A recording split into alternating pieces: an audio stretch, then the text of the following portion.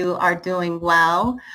Sorry that we weren't able to host our session earlier this morning, but I think you all have heard by now there were some concerns with Blackboard Collaborate. So happy we were able to have you join us this afternoon. We will be recording today's session, so if you know of anyone who was unable to join, please do let them know that we will be recording today's session. We have a maximum capacity of 250, and we very well may meet that today. We'll get started just by introducing ourselves. To start us off, my name is Stephanie Gray. I'm the coordinator for school counseling and college success. If the rest of the presenters could introduce yourselves, please.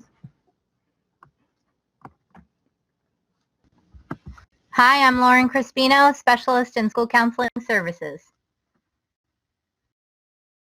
Hi, I'm Kristen Biernesser, resource counselor in school counseling services.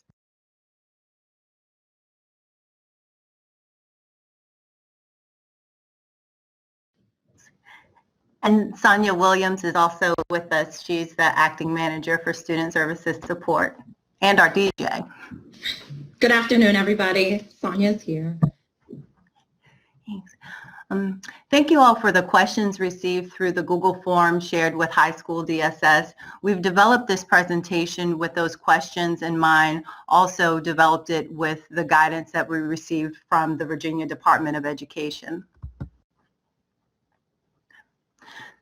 So we found that during our presentations with our larger groups, it was a challenge to monitor the chat, present, respond to questions, and record questions at the same time.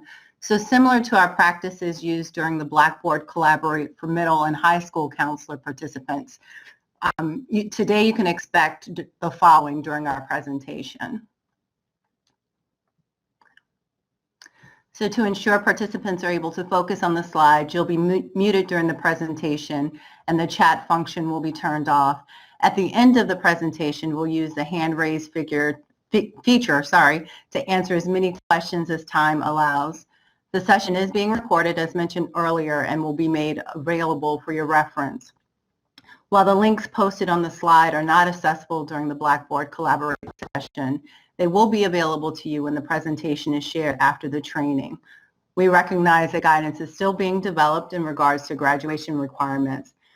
As we would normally suggest, school counselors, please continue to consult with your directors of student services with questions. Singleton counselors, please reach out to your regional support. And directors of student services, if you have questions, feel free to connect with Sonia or me. At this point, we'll be turning off the chat.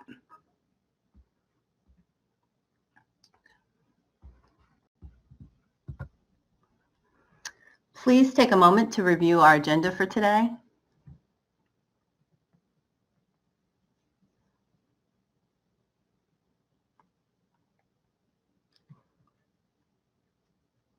So we look forward to sharing information about the flexibility offered by VDOE and how it impacts students and FCPS.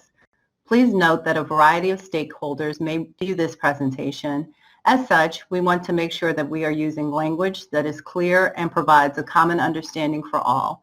We do know that if you've been working with graduation requirements on a daily basis, it may seem as though we are over-explaining. However, it is important that with the information we are about to walk through, we are all on the same page. I've also noticed that I've been talking a little fast, so you will know I'm going to try to slow down because looking at this and then trying to take notes as I'm talking can be a challenge. So I'm going to try to slow down a little to accommodate this learning style.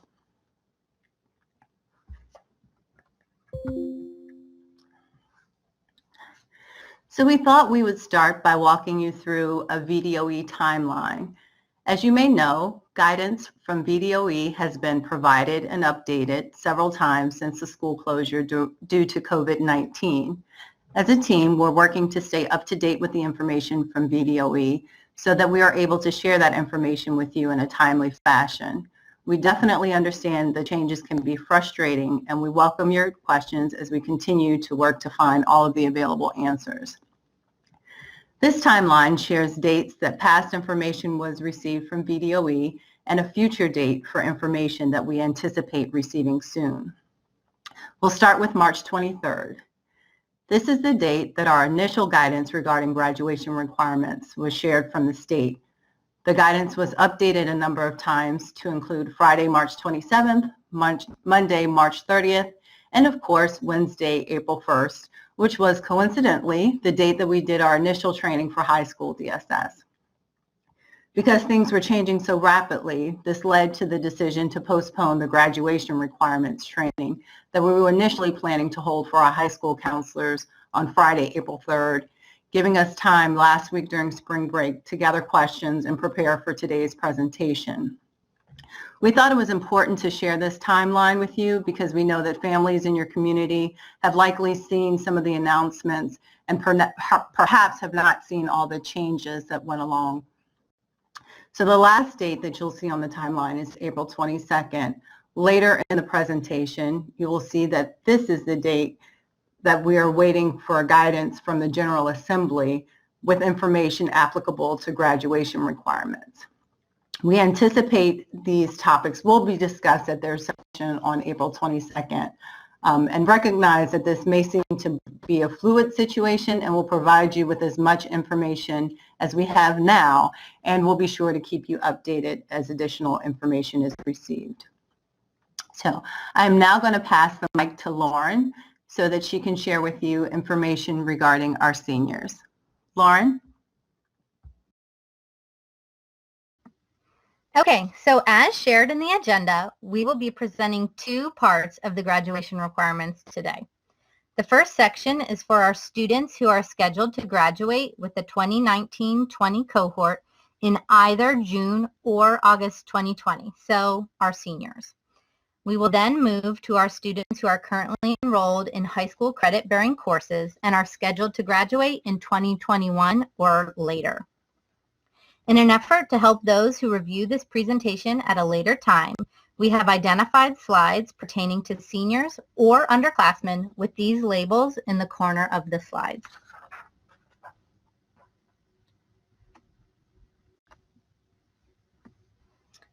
Okay, so to keep with common language, we're going to go through each requirement, the definitions, and the waiver set forth by the VDOE.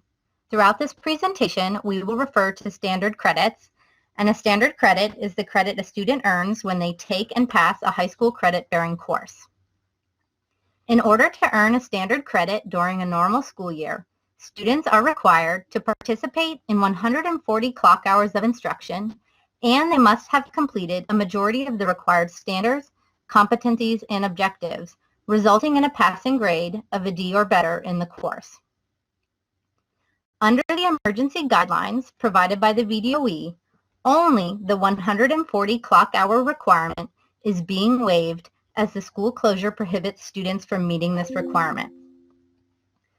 Students must still pass all required standard credits remaining toward their individual graduation requirements. This includes any requirements that a student may have planned to take over the summer.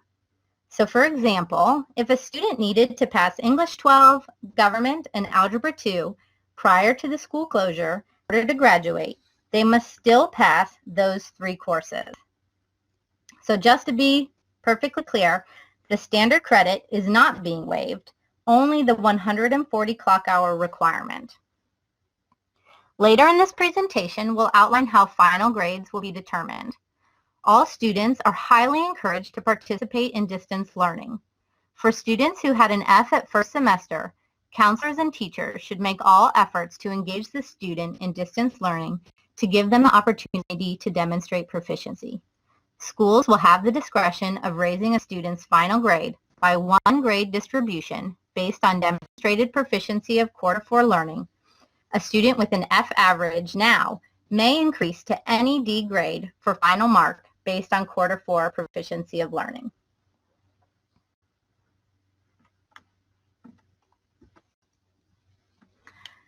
All right, so in the guidance from VDOE, the courses on this slide were laid out separately and identified with asterisks.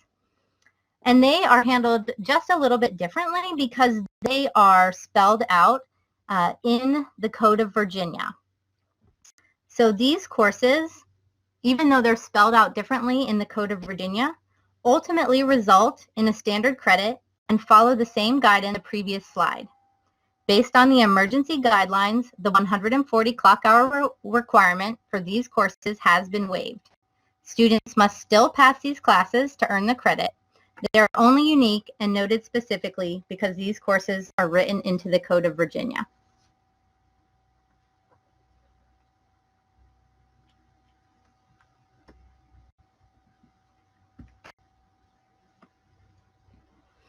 All right, so for verified credits, as you know, under normal circumstances, the verified credit is earned when a student passes a high school credit-bearing course that has an associated standards of learning end-of-course assessment, and then the student passes the associated SOL assessment. Traditionally, students may also earn a verified credit using a substitute test, out-of-state test, or locally awarded verified credits. Due to the school closure, students scheduled to graduate in 2019-20 will not have the opportunity to attempt SOL assessments. The state has outlined circumstances where the verified credit requirement can be waived.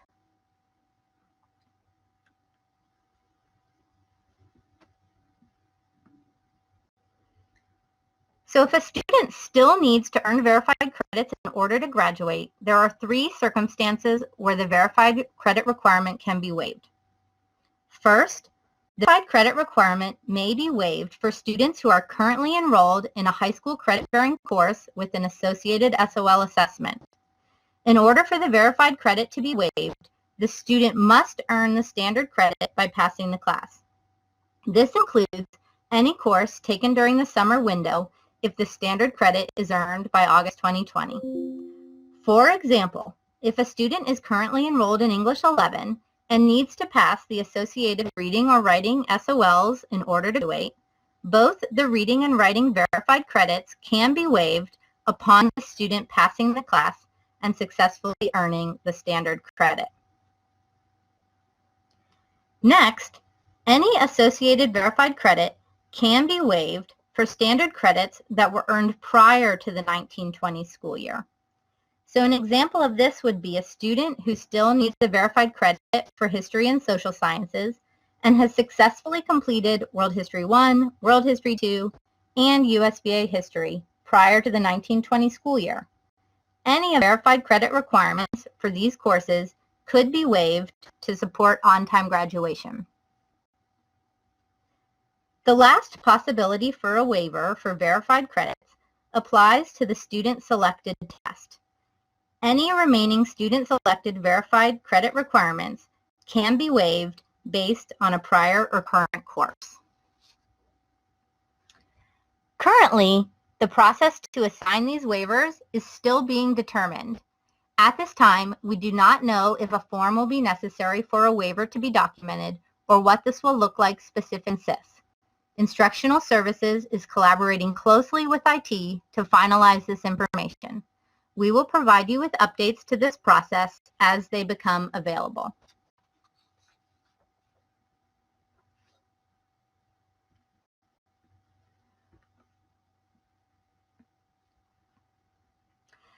All right, the CTE Credential requirement applies to our current seniors who are working towards the standard diploma. Students fulfill the requirement for CTE Credential in a variety of ways, to include successful completion of an industry certification, a state licensure exam, the Virginia Workplace Readiness Assessment, or a National Occupational Competency Assessment. Due to the school closure, students scheduled to graduate in 2019-20 will not have the opportunity to attempt credentialing assessments this spring. The state has outlined circumstances where the CTE Credential requirement can be waived. While students are unable to attempt the credentialing assessments this spring, it is important to note, however, CTE is exploring ways seniors can take certain licensure exams in the future to support their post-secondary goals. More information will be provided on this topic when it's available.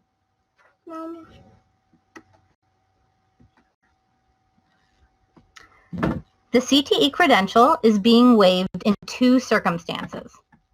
First, the credential requirement will be waived for students who previously earned a standard credit in a CTE course but did not pass the associated credentialing assessment. For example, this would apply to a student who took economics and personal finance during their junior year and passed the class to earn the standard credit, but did not pass the associated WISE financial literacy assessment. For this student, the requirement would be waived. The CTE Credential is also waived for students who are currently enrolled or will be enrolled in a CTE course this summer that leads to an associated credentialing assessment. For example, if a student is currently enrolled in economics and personal finance or enrolls in EPF over the summer, the CTE Credential can be waived.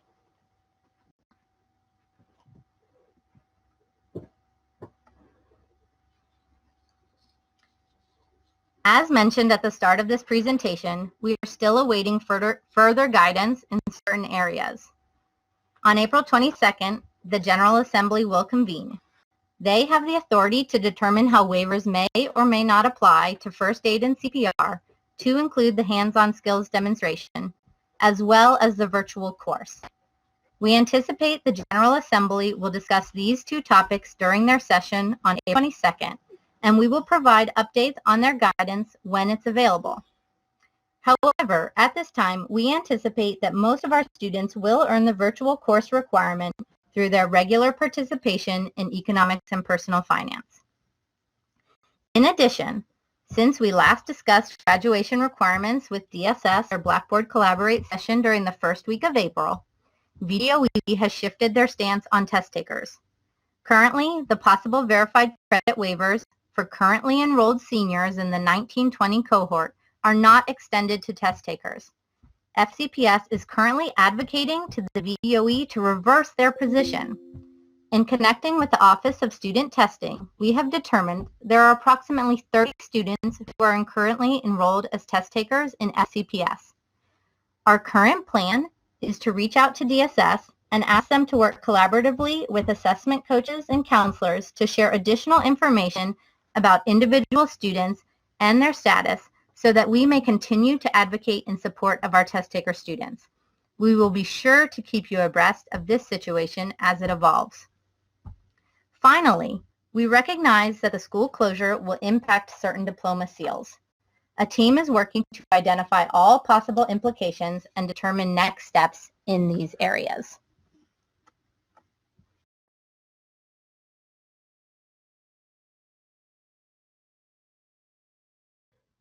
Now we are going to take a look at the possible school accommodations for seniors. The VDOE has also provided guidance encouraging divisions to provide school-based accommodations to seniors who were on track to graduate in August 2020. The accommodations for students in FCPS include the use of Edmentum for credit recovery, especially for those seniors who were failing at the semester. In addition, seniors can be enrolled in new classes in Edmentum to support a June 2020 or August 2020 graduation. What this means is seniors who were always planning to take a course over summer to complete their graduation requirements by August 2020 may begin that course now through Edmentum. Instruction through Edmentum may begin as soon as practical for schools, teachers, and students. The full course catalog of FCPS courses available in Edmentum has been made available for all schools to use at no additional cost. Edmentum personnel have indicated that they will gladly add schools and try to support them with no additional licensing fees during the closure. Questions about Edmentum can be sent to Levi Foley or Shilpi Patel. There are two additional items to note.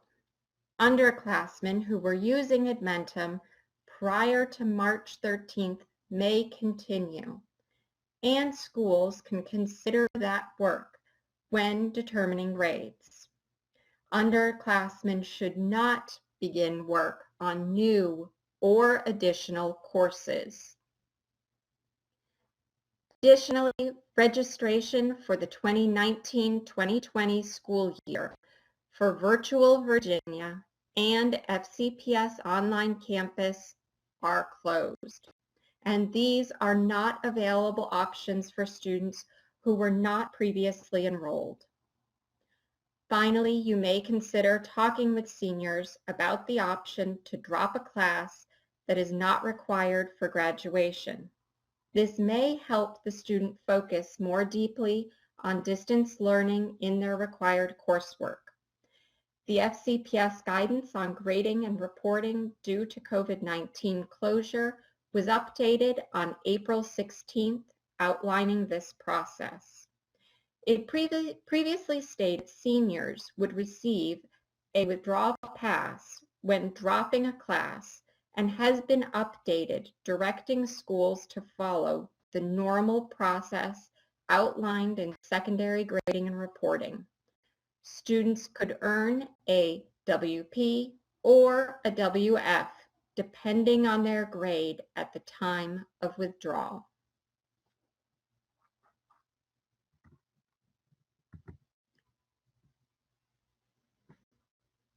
Completion of summer coursework is still an option for students who do not earn standard credits required for graduation or who would like to continue their plan to take a required course over summer. However, at this time, FCPS summer programs are pending.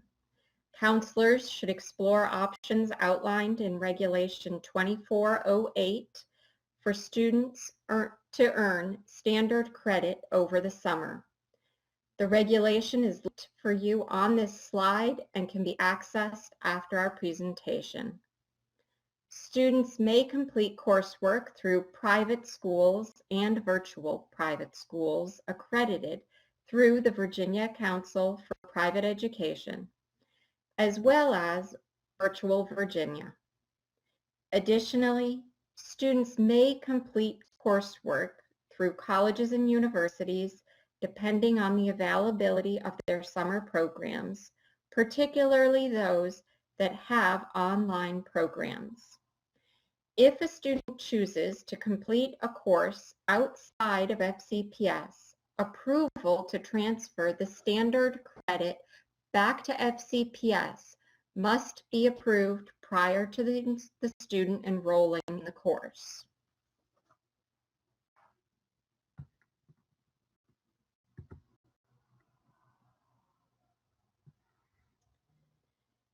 It is important to note that seniors who do not graduate by August 2020 will lose access to the emergency guidelines provided for their graduating cohort.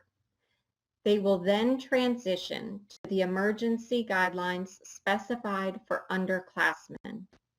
We will discuss the guidelines for underclassmen shortly. To highlight an example, if a student receives an emergency waiver of the CTE Credential, but does not graduate in August 2020, the emergency waiver is revoked and the student would be required to pass a credentialing assessment prior to being able to graduate. We bring this to your attention so that you may be careful with your language when discussing the emergency guidelines and waivers with seniors. If you're working with a student who is in jeopardy of not graduating, this is important information to share with them. At this point, I will be passing things over to Sonia. So let's just take a second for you to gather your thoughts about seniors, because we're going to switch gears. We're going to transition away from the senior class and provide information regarding students who are currently enrolled in high school credit-bearing courses and are scheduled to graduate in 2020, 21, or after. So the next couple of slides that we'll be referencing are all in reference to underclassmen. Information regarding underclassmen and earning standard credits is essentially the same from our seniors. Students are given the opportunity to complete a majority of the required standards, competencies, and objectives, including those that are essential for success in subsequent coursework through distance learning. Final grades will be awarded based on the grades and the coursework assigned prior to the school closure and completed by April 24th. The state is granting an emergency waiver for the 140 clock hour requirement for standard credits. But as a reminder, students must still pass their coursework in order to earn a standard credit. As in previous routine practices, promotion to the next grade level and/or subsequent courses for high school students will be determined based on final grades and accumulation of credits.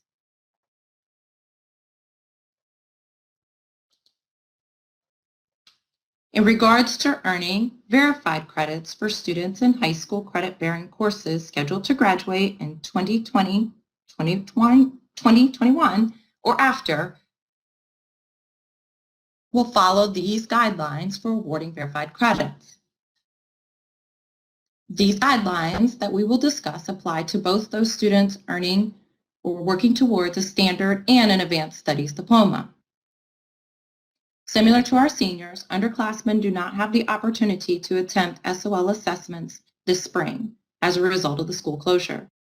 If a student is enrolled in a high school credit-bearing class that is eligible for a verified credit and the student earns the standard credit, then the student may be awarded an emergency locally awarded verified credit. Under normal circumstances, students would need to take and fail the SOL 2 times with one score at or above a 375 in order to earn the LAVC. This requirement has been waived under the emergency guidelines. In addition, under normal circumstances, there is a cap as to how many LAVCs a student may earn. Any emergency LAVCs awarded due to the school closure will not apply to the cap.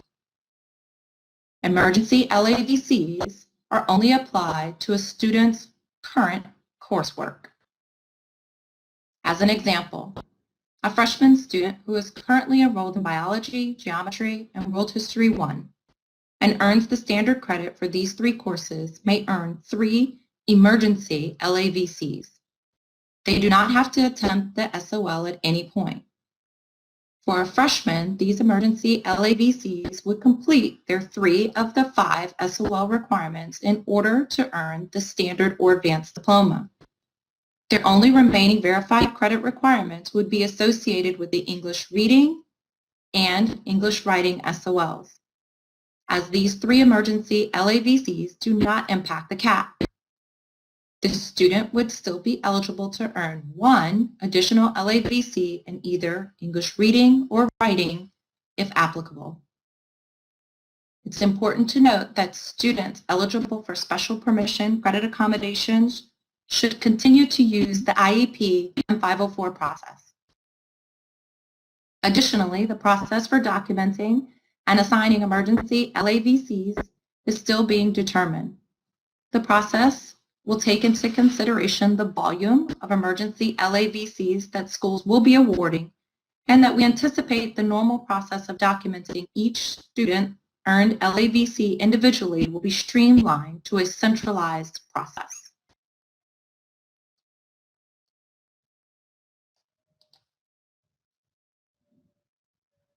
We hope that you were able to view the recorded presentation on secondary grading and reporting earlier this week. Final grades will be awarded as outlined in that presentation, as well as in the guidance document that is linked to this slide. We have captured the primary information for assigning final grades so that you may be aware and advocate for students as necessary. Final grades can be calculated using any of the options as you see on the screen. Schools should assign grades based on the calculation that is in the best interest of the student. Information on calculating quality points can be found in the Transcript Evaluation and Course History Update Handbook on page 15. The handbook is also linked on this slide. In addition, please ensure that you are familiar with the information linked in the FCPS Secondary Grading and Reporting Guidance, which focuses on grading timelines, determining final grades for semester classes, rolling gradebook guidelines, and attendance. As always, please adhere to the guidance provided by your school-based administrators. Next steps. Moving forward, counselors and school teams should continue to follow the steps that they would during a normal school year, which is monitoring students and their progress towards graduation requirements. For seniors, it is requested that you review each of your seniors' progress towards graduation and determine any outstanding requirements. Please continue working on this important process, and IT is working on developing a report to support you with this process. In order for the report to work when it is developed, it is very important that the diploma assigned in the diploma attempted field in the student atom of SIS is correct. In addition, counselors are critical collaborators in ensuring students engage in distance learning. Please work with teachers as distant learning proceeds to identify students who are not participating and monitor their progress. Please continue to reach out to these students and families until engagement is consistent. And finally, we just ask that you stay tuned for additional information as we continue to receive guidance from the state on emergency guidelines. In addition, the process to document waivers will be shared once it is finalized within FCPS. Now I will pass the microphone over to Kristen. Thanks, Sonia. This slide presents a side-by-side comparison of the emergency guidelines and waivers for the graduating cohort of 1920 and underclassmen. It is a summary of the information we have presented to you today. At this time, you will notice that the key differences pertaining to earning verified credits, the CTE Credential, completing the first aid CPR requirement, and completing the virtual course requirement. The emergency guidance from the VDOE does not authorize waivers for underclassmen in the areas of the CTE Credential, first aid CPR, and the virtual course requirement. Students are expected to complete these requirements in the future.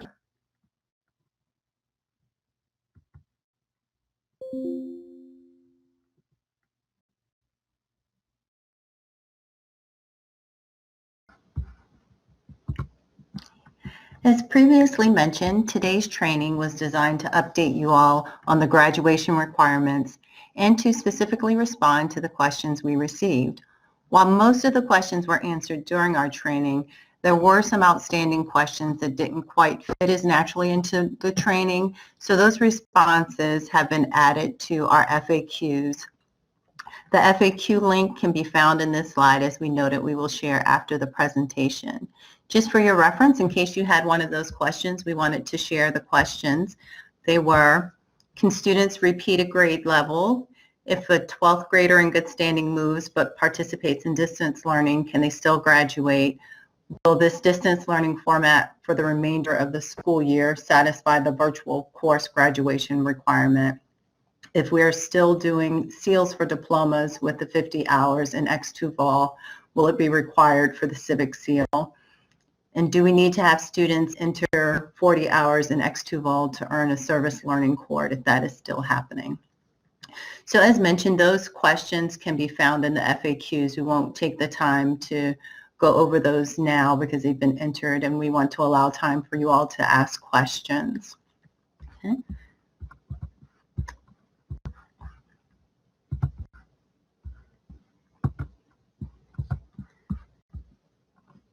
On this slide, we've collected important documents and websites that provide background knowledge and information supporting completion of graduation requirements.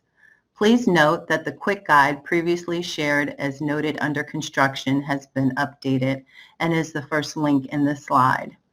This information is for your reference.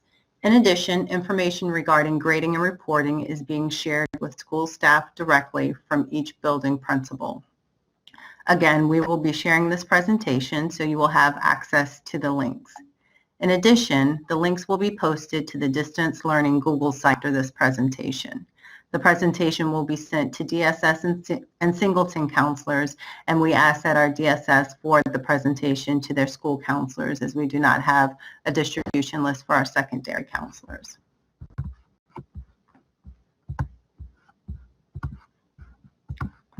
Okay, so that brings us to the end of our presentation for the day. We now have time for questions.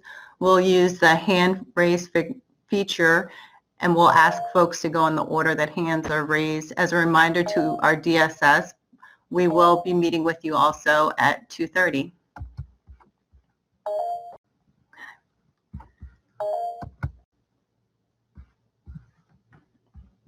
All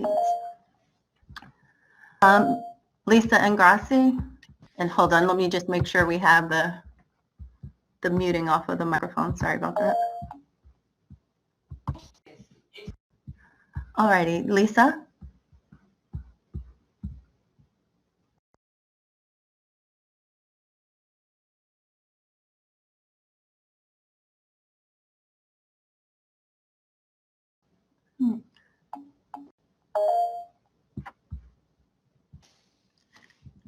Can you hear me? Yep. Okay, I just had a question about the underclassmen who are going to be able to utilize the emergency SOL waiver or verified credit waiver. Is that going to be loaded automatically in SIS some way, or do the counselors have to fill out a waiver form for each student? So we're working to have that done in an automated process. What VDOE has allowed for with flexibility is for us to do it for a course versus doing it individually by student. So we don't have a defined way for doing it. However, our goal is to have it done in a more central way so that it's not individually done. Okay, thank you. You're welcome. I think next is Elizabeth CK. Hi, my question is regarding Virtual Virginia in the summer.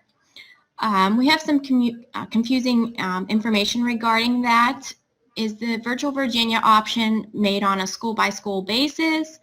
And if a school does decide to offer Virtual Virginia as an option in the summer, can parents be mentors? So it is often done on a school-by-school basis. The important thing is to follow the regulation. There is, one of the components is having a mentor. No, parents aren't allowed to be mentors.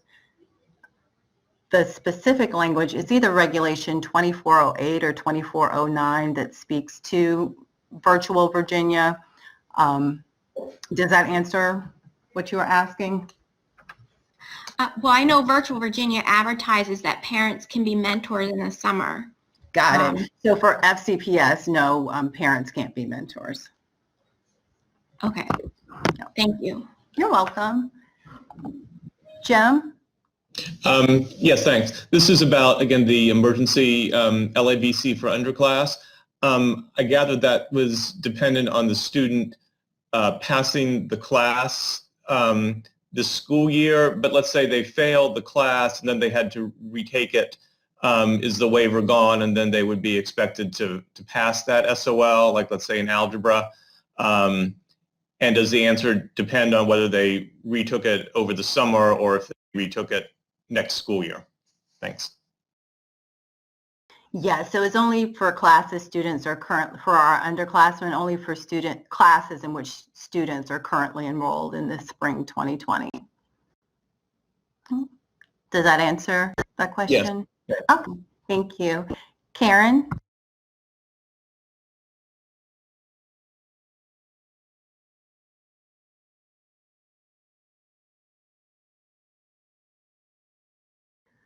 Looks like Karen's gone. Jessica? So if we have a 1920 senior that had passed passes all their standard credits, if they needed verified credits for the advanced diploma and we're planning in May, can they still get an advanced diploma? Can we apply the waiver for that? If they're currently in the courses? They're not. They passed them in the past. Let's say that they were totally on track and in May they were going to take that extra verified credit in science, but they didn't have a chance, does the waiver apply to them? It would be for, I'm just trying to make sure I have a clear understanding. So would it be a class that the verified credit for a class that they've already passed? Yes.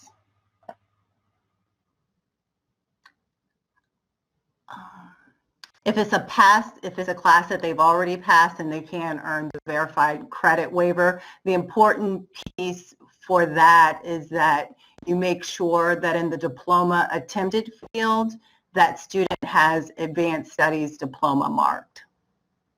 Okay, thank you. You're welcome.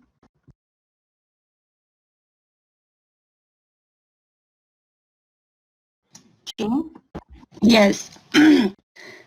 You know that CTE Credential, does that include AP Microeconomics? Because I have a lot of students who's taking it instead of Economic Personal Finance because they want to step up. I'm sorry, could you repeat that question? I'm sorry, that CTE Credential, I have a lot of seniors who's taking AP Microeconomics instead of Economic Personal Finance. So they're currently taking it. Does this thing still include that also? So I don't have to worry about having them, take the WISE test and all that.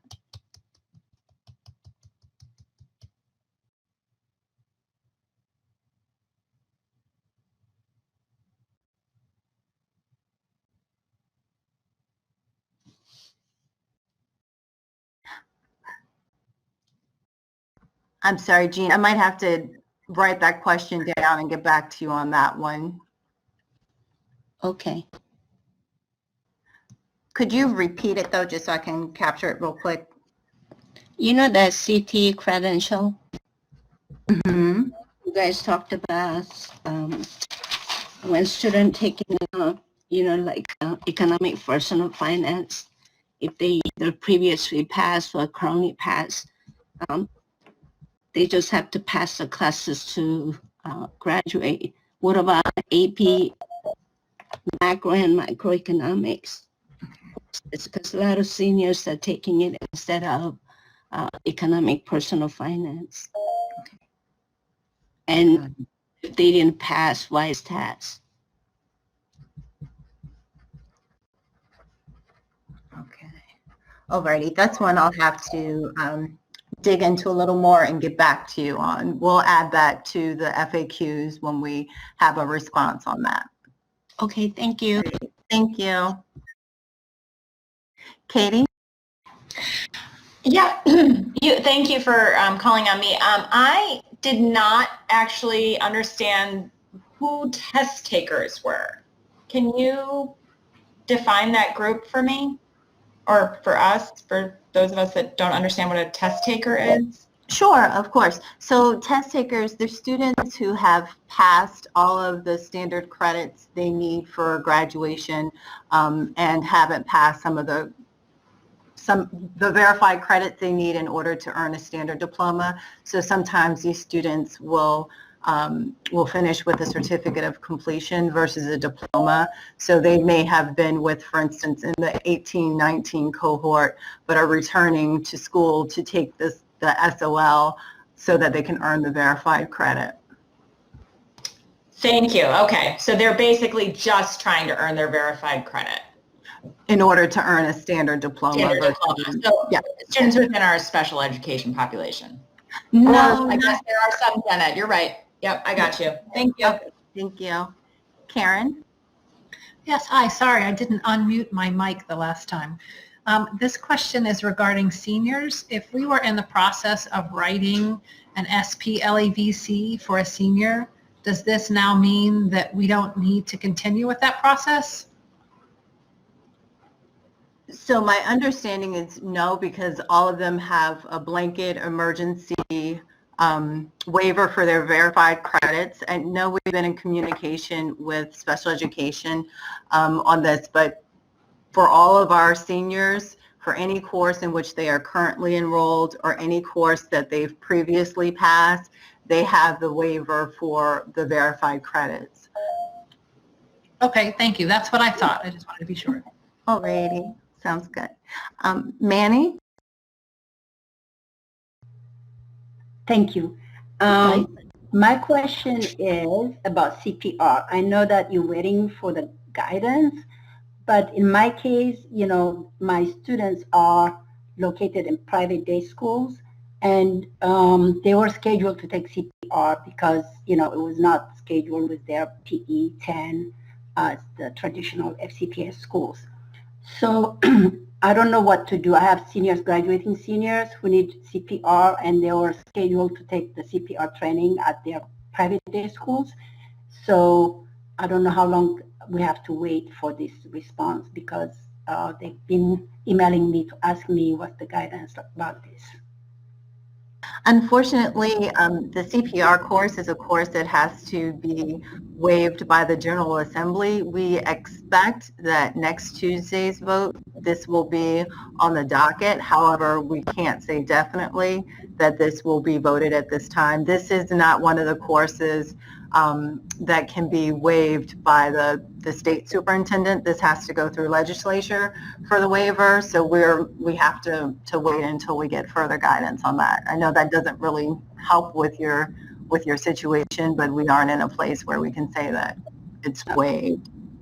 Okay, I have a second question. Thank you for that.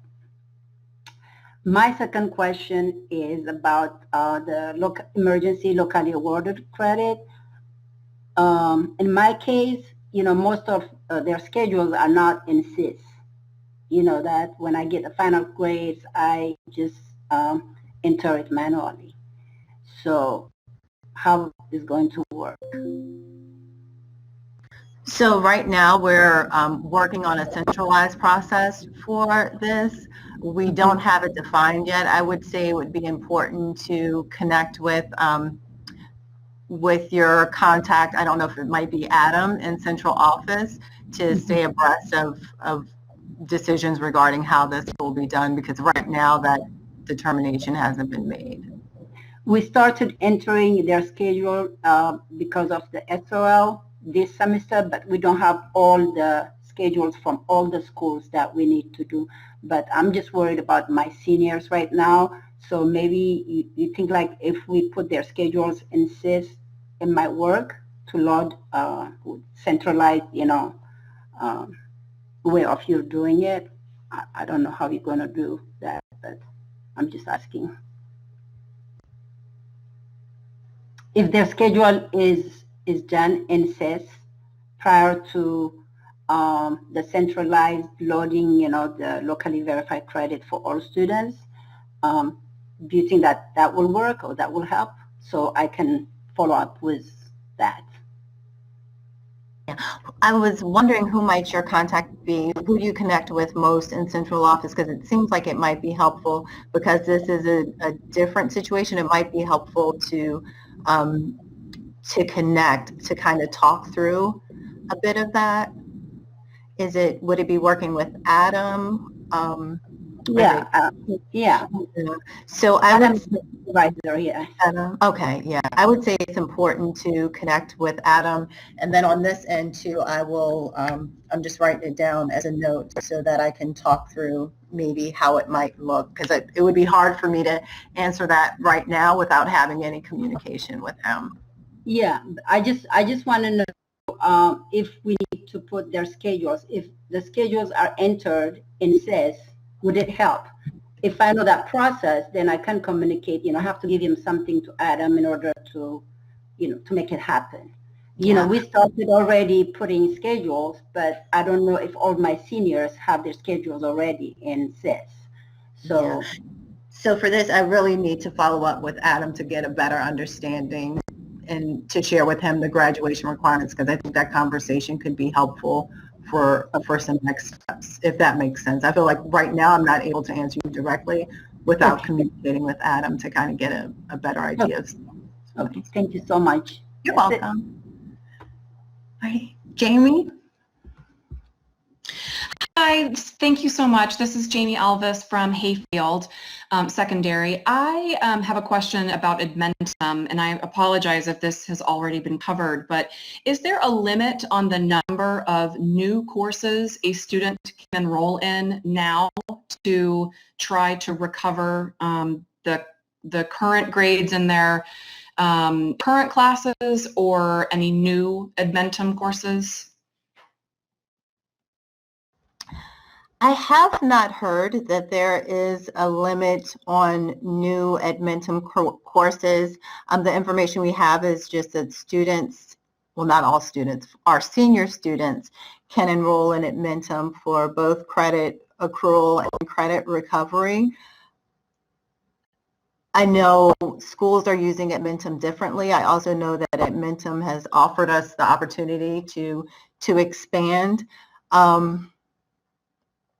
So I have not heard a limit. With that being said, it would be great if you could reach out to Levi Foley or Shilpi Patel, and their names will be in the presentation. But Levi is Levi, and his last name is Foley, F-L-L-Y, Foley like Holly, because they're working on the slide.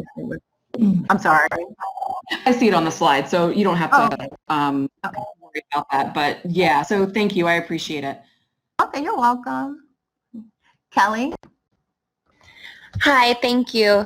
So I just wanted to clarify or have you clarify the emergency LAVCs and how they impact students going for the advanced diploma.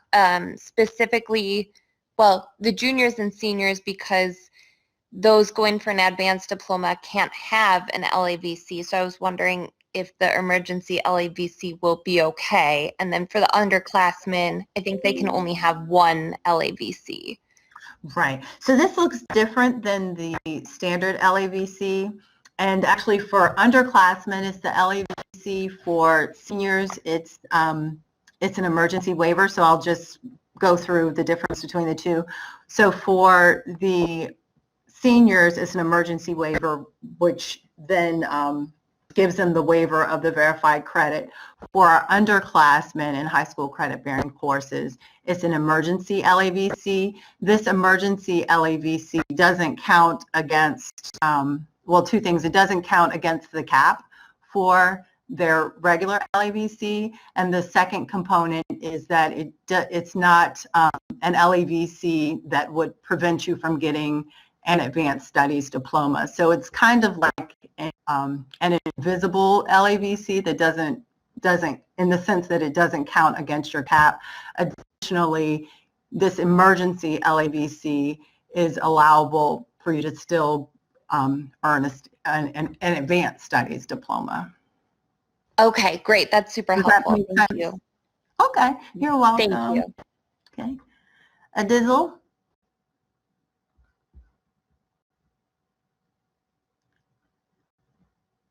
Adizzle?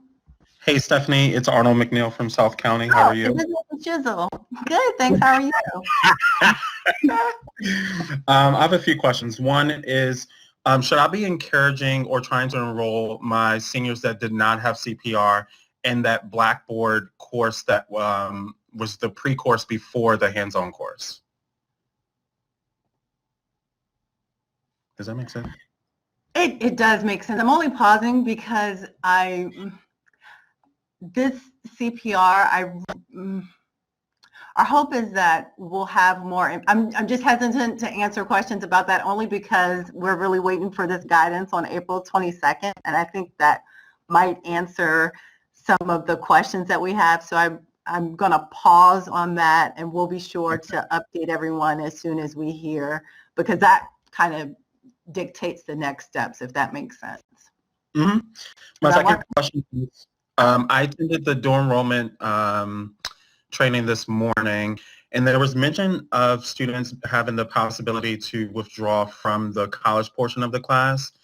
Will that impact their ability to earn the additional GPA boost? If they don't take the dual enrollment course? Right. So if they're currently enrolled in the dual enrollment, but they withdraw from the college portion of it, but they're still in the class, will they still get that 1.0 boost? That is something I'll need to write that down as a question, or I'll have to touch base with Kendria. Okay. I believe that it does, that they still keep the boost. Okay. I wrote that down from that training this morning, but yeah, I guess it would be worth double checking that though. And then my last question is, if we have seniors that are doing the admentum, is there a deadline for them in reference to when they need to be completed with the class? I'm sure there is, but what is it, I guess? Well, actually, there isn't yet. We don't have a defined last day for seniors yet. That's still a work in progress. Of course, with the admentum course, our hope is that they would finish before the end of August 2020 so that they would graduate on time. So that would be the hope, that they finish prior to August 2020. But having said that, we don't have a defined last day. So with all that, get them enrolled as soon as you can so they can get started as soon as they can. Okay. Thank you, Stephanie. No problem. It looks like we have 5 minutes and I see 4 more hands, so we'll get through as many as we can in the next 5 minutes. Karen?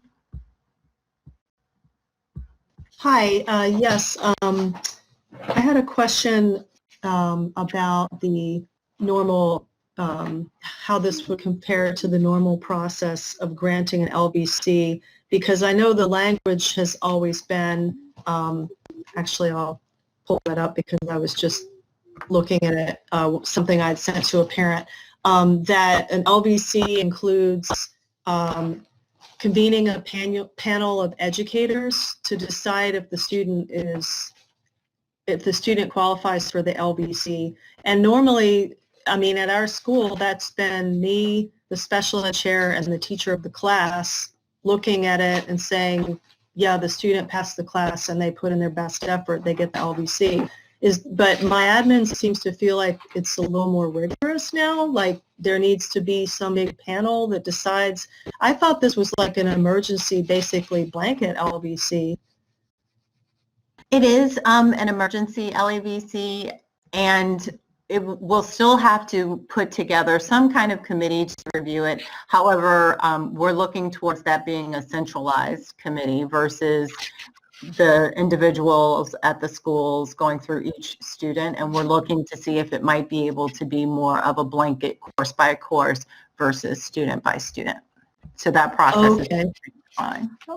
Okay, because I have a student who's in geometry right now and still needs a math SOL, and because he still needed a math SOL and he wasn't looking so good for geometry, we placed him also in an Algebra 1 SOL remediation class this year.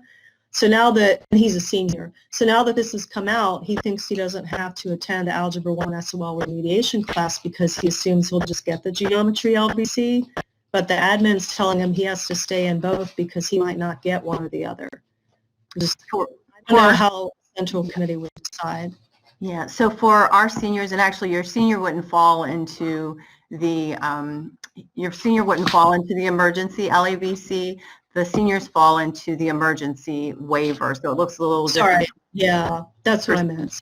Yeah, so for our seniors, if they are currently enrolled in a course or they have previously passed the course, then they can get the verified credit for the course. Okay, so emergency waiver isn't even really an LVC. It's just like he's going to graduate as long as he passes geometry. Right, as long as they earn the standard credit for the course. Yep, as long as he earns the standard credit for the course. Yep.